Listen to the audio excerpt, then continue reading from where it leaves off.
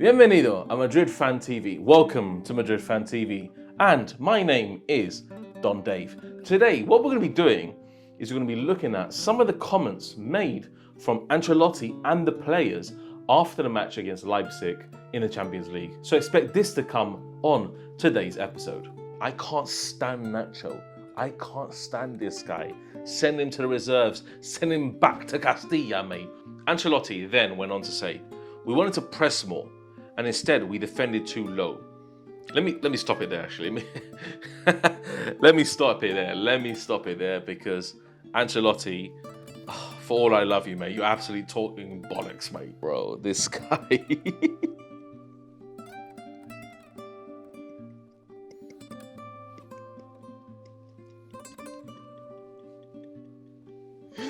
Oh my God, Nacho, bro. So I've got the tweets here, guys, courtesy of Madrid Extra, and we're going to be reading them out carefully. We're going to be digressing into each and every one carefully, because some I do agree with, some I don't. So let's get started with Ancelotti, Don Carlo Ancelotti. Let's see what he had to say post-match. The performance, we were bad. I'll carry on this onto the next one. We played against a quality opponent who had nothing to lose, while we were held back and suffered. But the important thing was getting to the quarterfinals. Now, for me personally, yes, the most important thing is to get to the quarterfinals by any means necessary. And we did that. But to what extent and to what performance as well is just absolutely shocking. 2 legs, we had the chance to, like I said in my match reaction, we had the chance to make a statement. No other team is going to fear Real Madrid going forward. No other team is going to fear us because regardless of history in the competition and regardless if, Real Madrid is the Champions League. The Champions League is Real Madrid's. Look, not all the time. Look at last year. Absolutely pumped my Man City. So let's be honest on this one. Ancelotti saying obviously the most important thing was to get to the quarterfinals and they played a quality opponent. I don't think Leipzig was that much of a quality opponent. Let me put it this way. If Man City played Leipzig, do you think they would have just scraped through? Do you think PSG would have just scraped through? I don't think so. I think they would have been much more in a controlling position rather than just scraping through by the 1 goal, literally. Yes, the Champions League is the elite competition in football, but it doesn't really mean by the quality of players that Real Madrid have compared to Leipzig's that we should have just scraped through by 1 goal. I think we could have easily put 3 to 4 goals past them if we were on our game. So that comment there, I think, is void because it's not too difficult to play Leipzig considering the amount of quality that we have in the starting 11. Ancelotti then went on to say, we wanted to press more, and instead we defended too low. Let me stop it there, actually.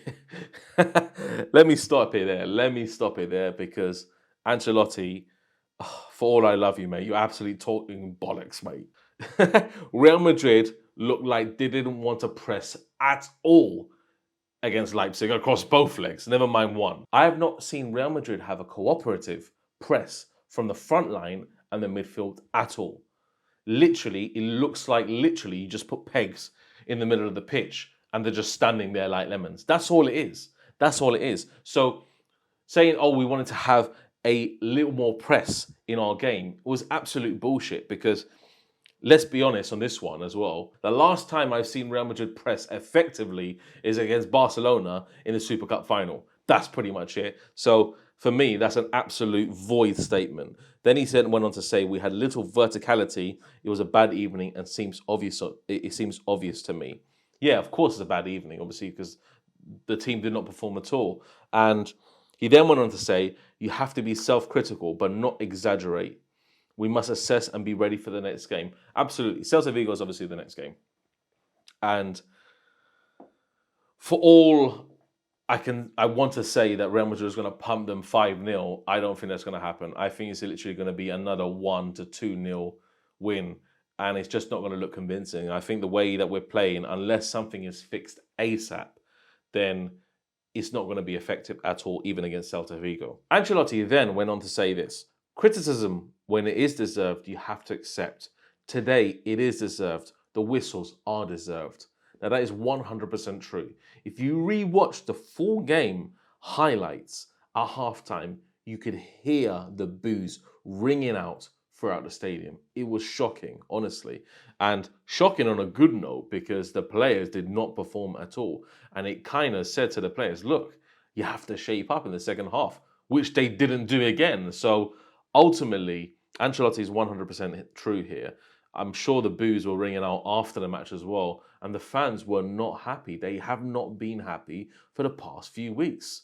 Let's be honest about this. They have not been happy. And Ancelotti needs to find some kind of resolve, some kind of fix to actually say to this team, look, you're not playing well at all. Let's try and shape up, put in a performance against Celta Vigo, and let's move on from there. Okay, now we move on to Bellingham. He went on to say these three things in particular that I had to highlight. We did not play our best. We needed to keep the ball a little better, but it is important to be able to advance. I'm pleased to go through, but not satisfied. I was not at my best level. I know that, just recovering from that injury. Is he putting the poor performances down to his injury and just coming back from that? Yes, potentially. And I don't think it should be all down to the injury. Some part of me does not agree with a lot of the fans' hype around Jude Bellingham. Let me put it that way. I was heavily critical around him yesterday, especially because he dropped an absolute stinker, even though he did lay off Vinicius for the goal. And I have to be critical with him because he seems like he has some talent and he seems like he can adapt completely to Real Madrid and become a very, very good player in the system that we want to develop. But no more than that. He's not going to be a talismanic figure like, for example, Ronaldo. He's not going to be a talismanic figure by any means. So I don't think that we're looking at it its entirety. And we have to really be critical on most occasions about Jude's performances because he's getting away with murder sometimes. He's putting absolute stinkers. Even the beginning statement where he said we need to keep the ball a little better. There were so many instances where you misplaced passes. They closed you down. They pressed you. You lost the ball. You couldn't retain it. You couldn't keep possession. So we need to be more critical of him. I know he's young. I know he's still developing as a player.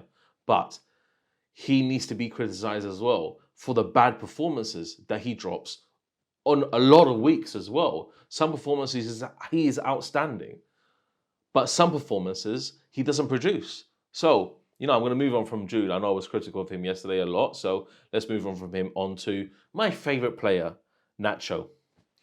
Bro, Nacho. This guy, Nacho.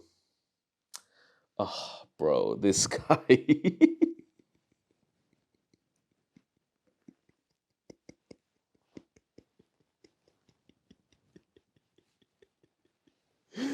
Oh my God, Nacho, bro. This guy.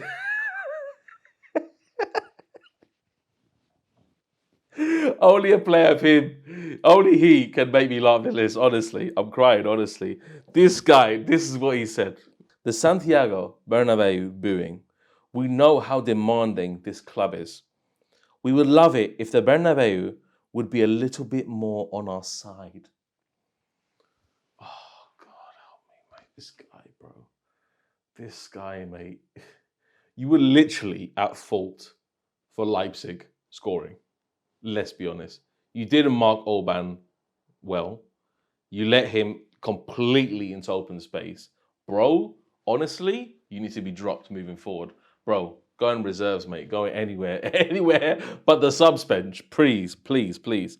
Because he said, this is Real Madrid and we know that it's very demanding. Yes, it is demanding. So, if you don't like it, lump it. I can't stand Nacho.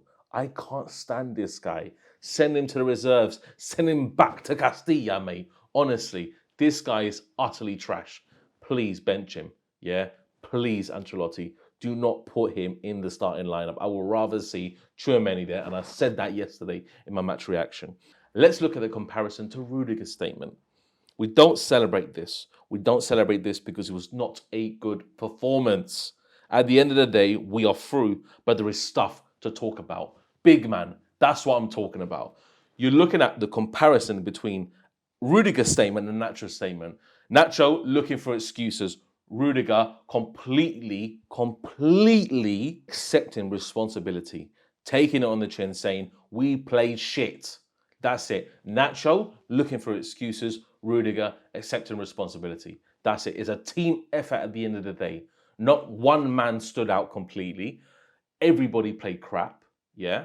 And Rudiger, even though he was not completely at fault for the bad performances, because, you know, he's a defensive leader, he needs to be the example for the back line. For me, yeah, Nacho is completely shying away from any responsibility for that Albon goal. 100% shying away from it, and that shows that you're a pussy and you do not belong playing for Real Madrid. End of story. End of story. You're crap, mate. Get out.